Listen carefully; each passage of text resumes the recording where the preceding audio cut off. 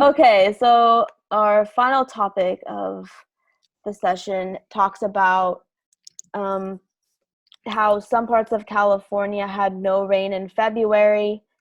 Um, Apparently, some parts of the state are already seeing wildfires, and we're talking about winter.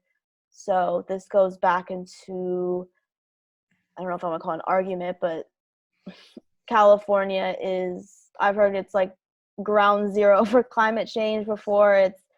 It's really severe. Like, we know that California is most likely going to dry out.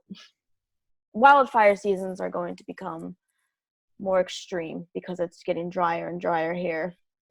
And I've seen some indication that basically the wildfire season is year round.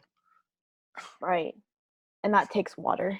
Yeah, Yeah. so it's another like mini feedback loop at a micro scale. Hmm. Um I mean, when I moved down to Southern California, I expected there would be like lack of rain in general.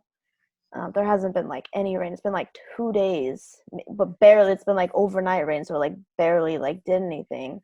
So, but the problem is going up north in Northern California, it's experienced like little to no rain. One of the pretty wild looking back now, it's Sacramento region didn't even have like any rain. It was like it's supposed to have 8.2 inches of precipitation in February, and just last just last month, it saw 0.2 inches of rain. So, okay, here we go again. Wow. Because yeah, this is. I mean, I haven't been up north in a while, but I just know that basically January, December, January, February, March is like that rainy uh, season, and well, even down here in Southern California, we haven't seen it. And here we go, because 2011, 2017 was the worst drought on record in the state, and all the heavy rains came late 2016, early 2017, and then all those wildfires sparked over like 17, 18, 19 this year, or last year, sorry. And I'm predicting that if it's not raining in winter, I mean, there's supposed to be some rain in March coming up, but it's not going to even, well, it's going to help, but it's not going to, I don't know the right term. Like, it's not going to, where is it? It's not going to it's not going to help the deficit. Sorry, I had to look at my notes. Um, so yeah, basically California is going to keep experiencing drier conditions, more wildfires. Threatens me personally because I'm here. But I don't know, the fate of California is questionable, and I mean, I hate the this. whole West Coast. What's the situation with the snowpack in the Sierras? I think it's at record lows or So that's close. going to affect the availability of water for not just drinking, but irrigation. Exactly. Here we go, right? Um, yeah, and California produces a lot of agriculture in the Central Valley, and Hmm. that's having moderate drought at this moment.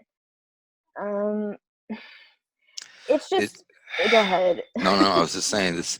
I mean, California is like it's like a good indication of what could happen elsewhere around the planet.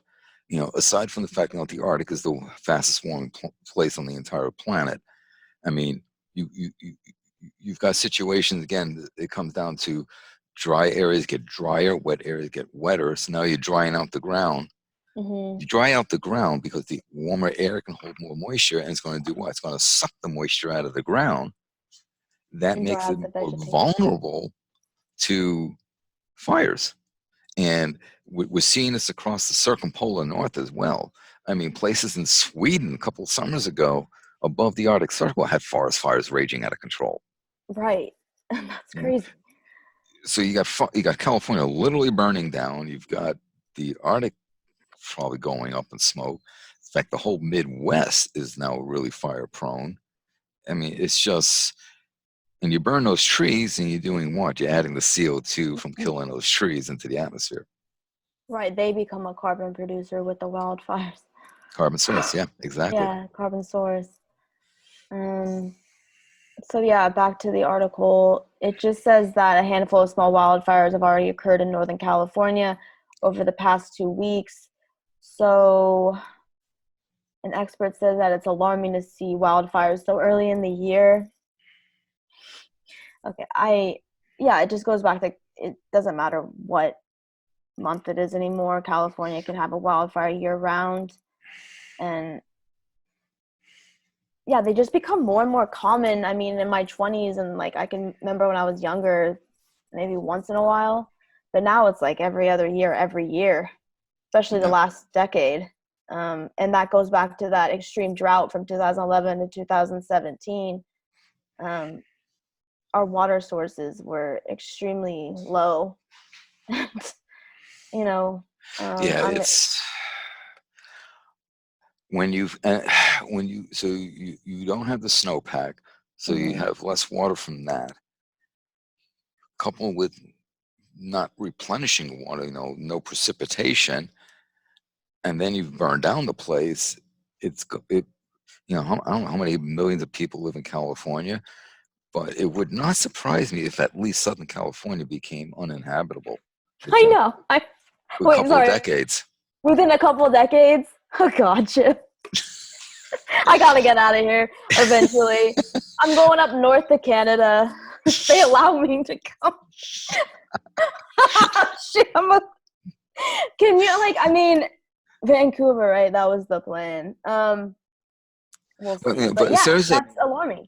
I mean, I haven't seen specific extrapolations based on specific data of scientists looking strictly at California, but it would not surprise me if that was the case. If this continues, just like certain areas of the Middle East is going to become uninhabitable because temperature is going to be in the 130, 140 Fahrenheit realm Right. persistently. Good God. I know, and that plays into the climate refugee issue. I mean, Exactly. we're gonna even have climate refugees in the United States. I would argue, like from California, because I'm looking up. I mean, especially like the southeastern states if they get flooded and stuff. But looking at the West Coast, if it keeps getting drier, which is again, California has around 39 million people. Around 24 million people live in Southern California. Right, that's questionable where Southern California starts, but Anything below around San Bakersfield. Francisco? I know. Actually, it's I know there's this argument like where the hell is Southern California, Northern California? Like there's just yeah. There you go. It's so interesting living down here and looking like my perspective has changed in a way. Um yeah, so there's more people, or a little bit more than half people in Southern California. So you say in a couple of decades, 24 million people have to I mean probably even more, have to evacuate or leave. I mean, we already know it's just gonna be and and the chaos. th- and so so let's think back. So let's now extrapolate to the larger issue here. Okay, so you're going to have the situation in Southern California creating climate refugees, most likely. Yeah. Rising sea levels, you're going to flood out the state of Florida. You're going to create climate refugees from Florida and pretty Hmm. much any low-lying coastal city of the U.S. You know, barriers notwithstanding, New Orleans, the Carolinas, New York City, Beantown, Boston. But but you're gonna flood these areas. You're gonna create climate refugees. So now we have all these people. We have just now reduced the amount of available land. Yeah. Here we go. It comes back to my carrying capacity point. You need land to house people, produce food, and conduct business. Those are the three major issues for land use. Well, you're adding more and more people, putting more and more stress and strain on the system, which is finite. And now, because of climate refugees, you have now reduced even further the available land. Something has got to give. I know. I completely am in agreement. Um, But anyway, so I mean, so what else do we want to say about the situation in California? just the projection of the rest of the year, I guess, is a concern. Um, just looking at 2020 and the fact that the winter season here was extremely dry, and we're going back towards like drought conditions. So I'm assuming that our summer is going to be very dry, and then obviously our fall, when all of the wildfires really start to take off, we might have some catastrophic issues again. So, so is the government doing anything such as like water rationing or, um, limiting how much water can be used on lawns and that kind of stuff? So not yet, but probably going to get there by summer or sooner. But go It's ahead. it's almost like when it comes to the lawns, it's almost like if you live in an area and you have a lawn there and you have to put water on it to keep it nice looking, then you have the wrong kind of grass. I agree. You should be planting native indigenous vegetation for your lawn.